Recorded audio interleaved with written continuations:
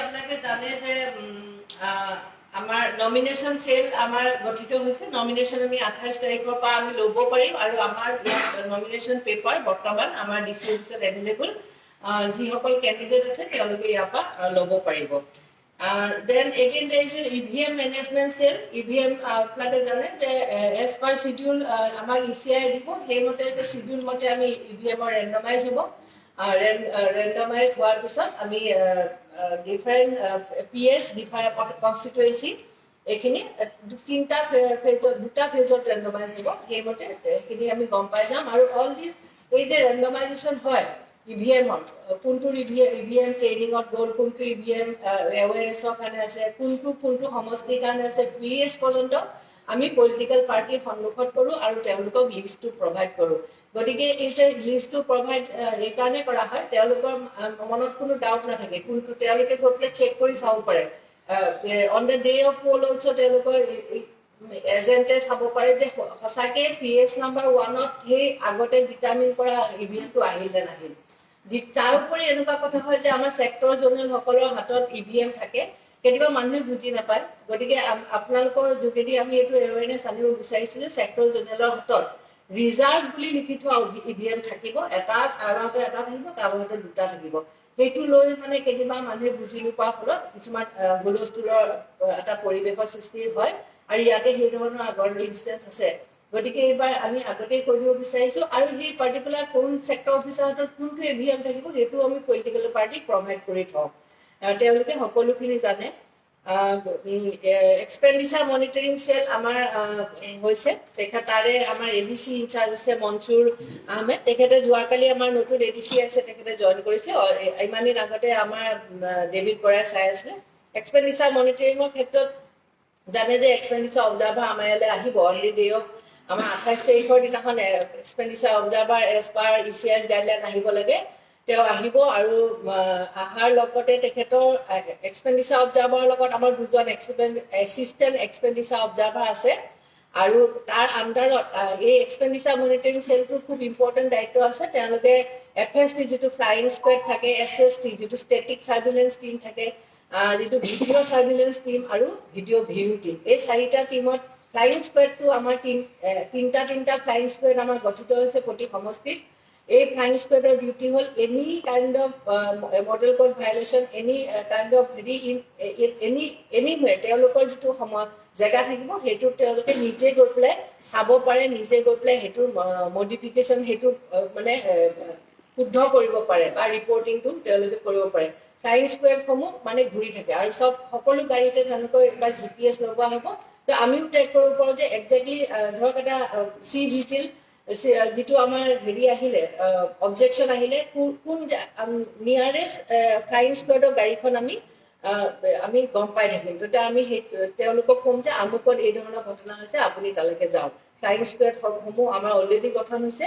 আৰু অহাকালিৰ পৰা তেখেতসকল ইনফেক্ট যোৱাকালিৰ পৰা আমাৰ ইয়াতে ষ্টাৰ্ট হৈছে আৰু আপোনালোকে তেওঁলোকক দেখিবলৈ পাব আৰু যেটো ষ্টেটিক সাৰ্ভিলেন্স টিম হয় আমাৰ অলৰেডি এসপি জনোৱা মতে 14টা নাকা মানে ষ্টেটিক নাকা পুলিচৰ অলৰেডি আমাৰ এই ডিস্ট্ৰিক্টখনত আছে কাৰণ আপোনালোকে জানে যে ডিস্ট্ৰিক্টখনত বহুত পিনৰ পৰা সোমাব পাৰি এটা হৈছে ডিমাপুৰৰ পৰা আহিব পাৰি এটা হৈছে গোলাঘাটৰ পিনৰ পৰা আহিব পাৰি এটা হৈছে পাৰখোৱা পিনৰ পৰা এটা আমাৰ লামডিং পিনৰ পৰা এনেকৈ কৰি অলৰেডি পুলিচৰ টিম আছে ইমানিন আগৰ পৰাই পুলিচে বহুতখিনি মেটেৰিয়েলছ ধৰক জব্দ কৰিছে কেছ লিকাৰ ইত্যাদি হেতু অলৰেডি চলি আছে তাৰ লগতে আমাৰ ষ্টেটিক সাৰ্ভিলেন্স টিম যেটো ইচিআইএস গাইডলাইন মতে আমি গঠন কৰিছো হেতু এজন অফিচাৰ থাকিব এজন ফটোগ্ৰাফাৰ থাকিব ভিডিওগ্ৰাফাৰ থাকিব এই সাৰ্ভিলেন্স টিমে যিকোনো গাড়ীকে ৰখাব পাৰিব তেওঁলোকক চেক কৰিব পাৰিব আৰু মোৰ দেন 50000 কেছ যদি কাৰোবাৰ হাতত হয় তেনেহলে তেওঁলোকে কুৱেশ্যন কৰিব পাৰিব আৰু যদি স্যাটিসফাইড নহয় তেনেহলে সেই কেছটো তেওঁলোকে জব্দ কৰিবৰ কাৰণে এখন ডিস্ট্ৰিক্ট লেভেল কমিটি আছে তেওঁলোকক জনাব পাৰিব এইখিনি আমাৰ হৈ গৈছে ভিডিও সাৰ্ভিলেন্স টিমটোৰ কাম হৈছে কি ভিডিও সাৰ্ভিলেন্স টিমৰ এতিয়া আমাৰ যিমানখিনি পলিটিক্যাল পাৰ্টি বা ক্যান্ডিডেটে যে মিটিং কৰিম বুলি ক'ব প্ৰত্যেকটো মিটিঙৰ এটা আমাৰ সুবিধা পৰ্টেল ন সুবিধা পৰ্টেলৰ থ্ৰুদি তেওঁলোকে এপ্লাই কৰিব নহলে অফলাইনো যদি এপ্লাই কৰে ডিসি অফিসত আমাৰ পিএফসি লে গলে হল অফলাইনো এপ্লাই কৰিব পাৰিব আমি কিন্তু হেতু আকৌ আমাৰ এটা পৰ্টেলত দি পেলাই আমি হেতু প্ৰসেস কৰি তেখেতসকলক পাৰমিশন সমূহ দিম আৰু সেই পাৰ্মিশ্যন দিয়াৰ লগে লগে প্ৰত্যেকখন মিটিং আমাৰ ভিডিঅ' চাৰ্ভিলেঞ্চ টিমে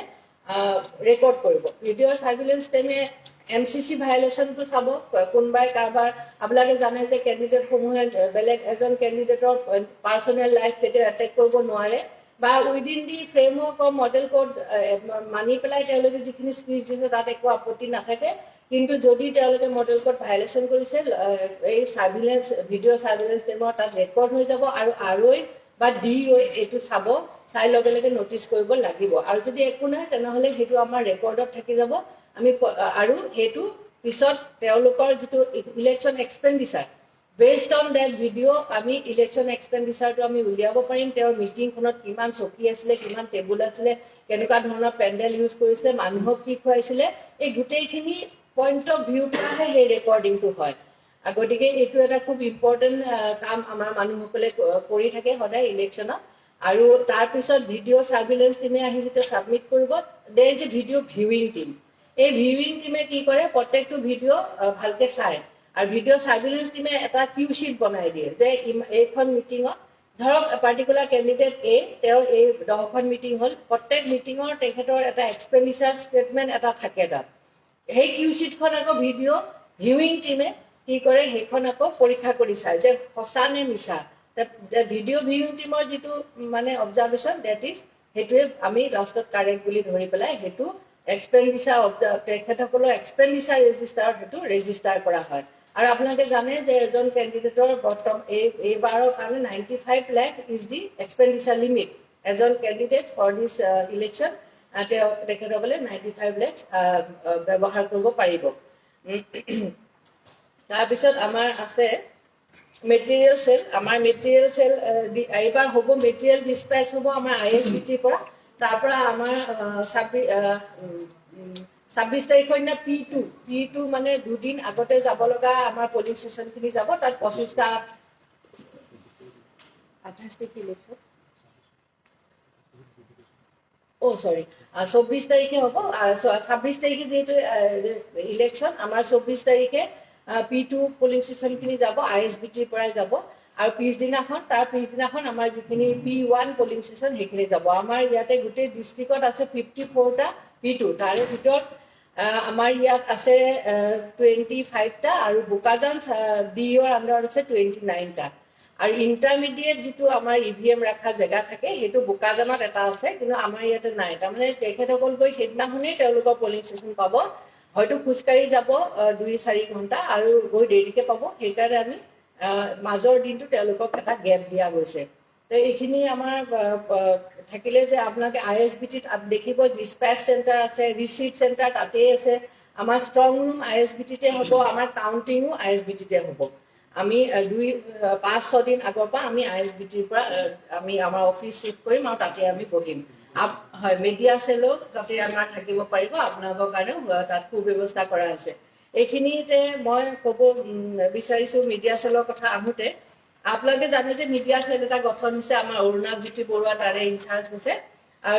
কাৰণ আমি আগতে এখন মিটিং পাতিছিলো আপোনালোকৰ লগত, সেই মিডিয়া চেলত আপোনালোকে যি ইনফৰ্মেশ্যন